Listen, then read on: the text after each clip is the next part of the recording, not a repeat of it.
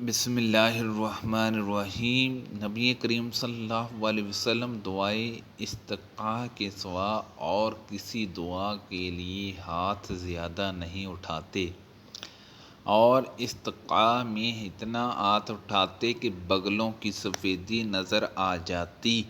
رسول اللہ صلی اللہ علیہ وسلم جب بارش ہوتی دیکھتے تو یہ دعا کرتے: اے اللہ، نفع بخشنے والے بارش برسا۔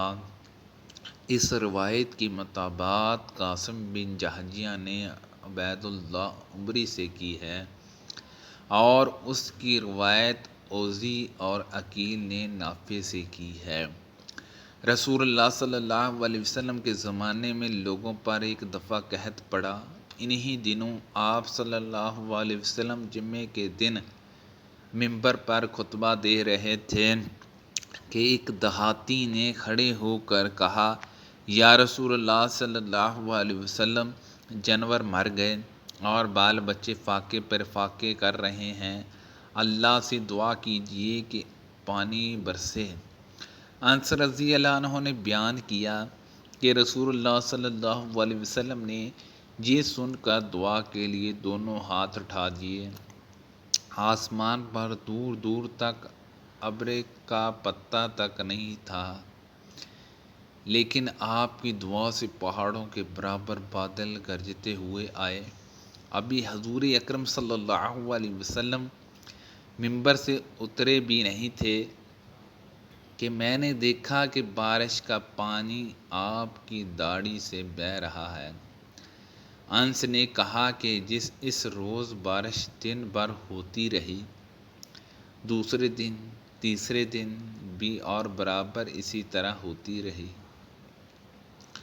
اس طرح دوسرا جمعہ آ گیا، پھر یہی بدھو یا کوئی دوسرا شخص کھڑا ہوا اور کہا کہ یا رسول اللہ صلی اللہ علیہ وسلم، کثرت برآں سے عمارتیں گر گئیں اور جانور ڈوب گئے، ہمارے لیے اللہ تعالیٰ سے دعا کیجیے۔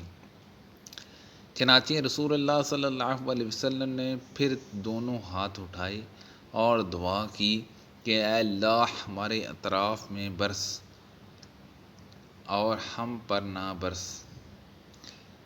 حضرت انس نے کہا کہ حضور اکرم صلی اللہ علیہ وسلم اپنے ہاتھ سے آسمان کی جس طرف بھی اشارہ کر دیتے، ابر ادھر سے پھٹ جاتا۔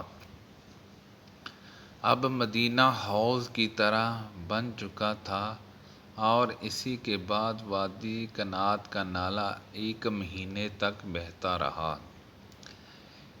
حضرت انس نے بیان کیا، اس کے بعد مدینے کے ارد گرد سے جو بھی آیا، اس نے خوب سیرابی کی خبر سنائی۔ جب تیز ہوا چلتی تو حضور اکرم صلی اللہ علیہ وسلم کے چہرہ مبارک پر ڈر محسوس ہوتا تھا۔ نبی کریم صلی اللہ علیہ وسلم نے فرمایا کہ مجھ پر ہوا کے ذریعے مدد پہنچائی گئی اور قوم عاد پچھوائی کے ذریعے ہلاک کر دی گئی۔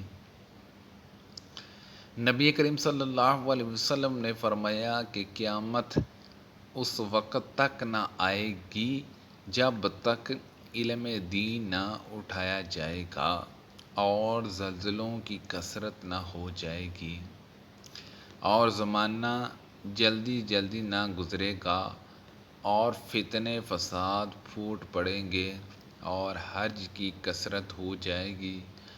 اور حرج سے مراد قتل ہے، قتل، اور تمہارے درمیان دولت و مال کی اتنی کثرت ہوگی کہ وہ ابل پڑے گا۔ فرمایا اے اللہ، ہمارے شام اور یمن پر برکت نازل فرما۔ اس پر لوگوں نے کہا اور ہمارے نجد کے لیے بھی برکت کی دعا کیجیے، لیکن آپ نے پھر وہی کہا: اے اللہ، ہمارے شام اور یمن پر برکت نازل فرما۔ پھر لوگوں نے کہا اور ہمارے نجد میں تو آپ نے فرمایا کہ وہاں تو زلزلے اور فتنے ہوں گے اور شیطان کا سنگ وہیں سے طلوع ہوگا۔ نبی کریم صلی اللہ علیہ وسلم نے حدیبیہ میں ہم کو صبح کی نماز پڑھائی۔ رات کو بارش ہو چکی تھی۔ نماز کے بعد آپ صلی اللہ علیہ وسلم لوگوں کی طرف متوجہ ہوئی اور فرمایا، معلوم ہے تمہارے رب نے کیا فیصلہ کیا ہے؟ لوگ بولے کہ اللہ تعالیٰ اور اس کے رسول خوب جانتے ہیں۔ آپ صلی اللہ علیہ وسلم نے فرمایا کہ پروردگار فرماتا ہے، آج میرے دو طرح کے بندوں نے صبح کی، ایک مومن ہے ایک کافر ہے۔ جس نے کہا اللہ کے فضل و رحم سے پانی پڑا وہ تو مجھ پر ایمان لایا اور ستاروں کا منکر ہوا، اور جس نے کہا فلاں تارے کے فلاں جگہ آنے سے پانی پڑا اس نے میرا کفر کیا، تاروں پر ایمان لایا۔